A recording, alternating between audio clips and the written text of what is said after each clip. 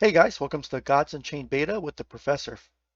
Alright, it's time for our Monday Mythic meta for the ranked weekend event that ran for July 16, 17, and 18. Let's take a look at the results. So here's our list of top 20 players. We can see first place clinched it with 23 wins, only 2 losses.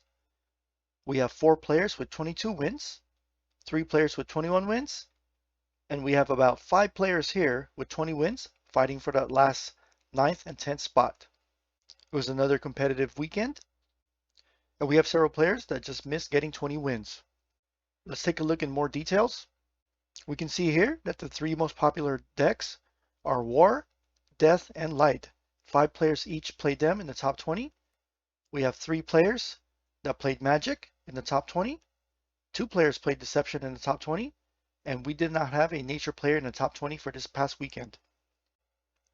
Deception was able to take the first spot with 23 wins and 10th place as well. Light took 2nd, 3rd, and 7th. Death only took 1 spot in the top 10 at 4th. War was able to claim 3 places at 5th, 6th, and 9th. And Magic rounds out the last spot, taking 8th place. So we've seen War remain consistent as a top meta pick for the weekend, along with Death as well. Light became popular. Magic has started to drop.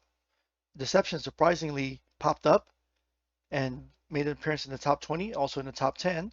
And that could be with so much control in the meta, Deception's being a good play to fight the other control decks. And Nature is not enjoying its time in the control meta.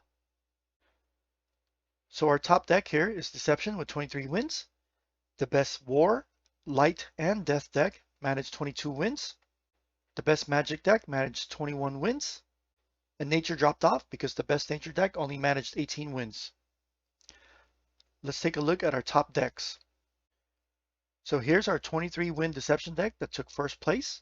As you can see, it's a controlled Deception deck. We have some early game plays here to control the board with the Switch Duelist, Pyramid Warden, Vanguard Axewoman, Mugging, and Sleep Dart, and Hunting Trap, along with Umber Arrow. Then you have some mid-game creatures to further control the board and your opponent's creatures with the Jinxblade Duelist, Avatar Deception, and the front line with Inconspicuous Carriage. And once you get to the 5 mana place, you start controlling your enemy's creatures through Sleep. You got Orpheus Mask to bounce enemies back into your opponent's hand, Exercise to put boards to sleep, Cutthroat Insight to take key cards from your opponent, Rapture Dance as a board clear, the Demogorgon, and you have your endgame win condition with Jason, or Charm and Anti-Magic Expert, where you take control of your opponent's creature.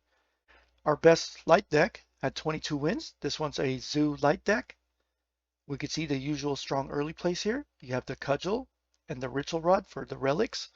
You have a Blind Martyr. You have Athenian Archer, Pyramid Warden, Vanguard Axewoman, and the Olympian Guard. You start moving to your usual strong cards like Light's Levy, Highborn Knight, Master of Indulgence, and Canonize.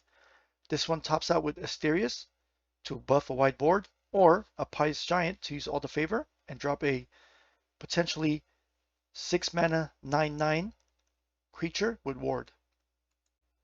Our best Death deck finished with 22 wins, and this one is another control version. This one is Board Wipe.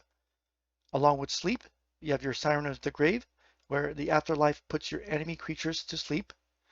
You're able to play this several times by bringing it back, either with Half-Life or activating its effect with the Canopic Hoarder and also the Sand Scorpion. You're looking to ramp early and control the board. You have Fanatic Gnome, you have Blight Bomb, Sulfuric Rain, you have some card draws with Burrowing Scarab, you have some heals with Justin Nibble, and you have the Kopesh to bring creatures back over and over, which combos at the end of the game with Hippocrates Monster. And of course, it's Board Wipe Death, so you have your stall with Demogorgon, along with several removals like Black Blood Blast, Reap, Apocalypse Now, and End Times. Our best War deck finished with 21 wins. It's also another control deck. You have Onslaught,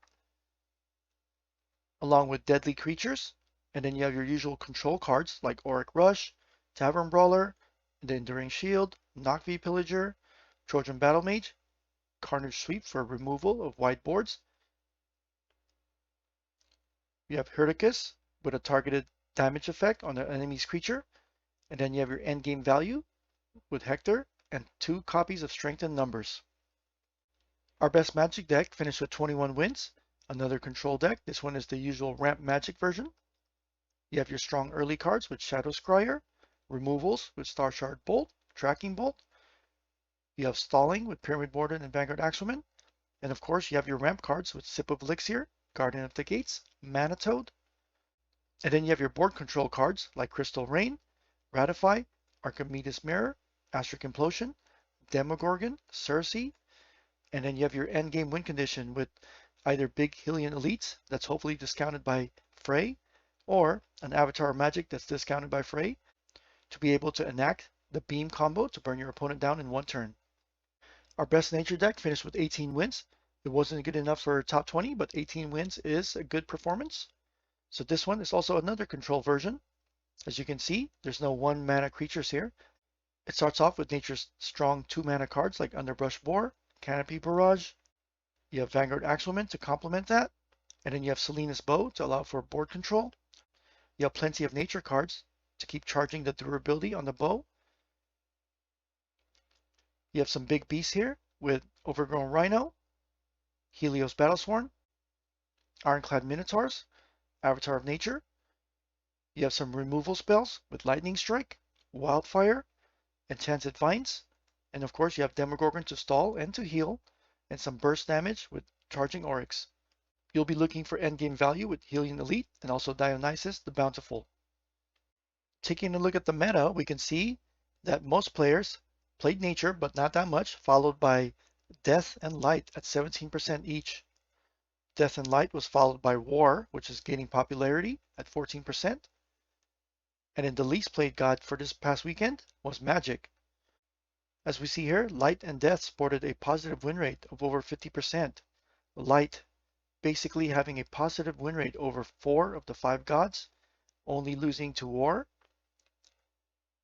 And then Death had a positive win rate against 3 of the gods, with negative win rates against Light and Deception.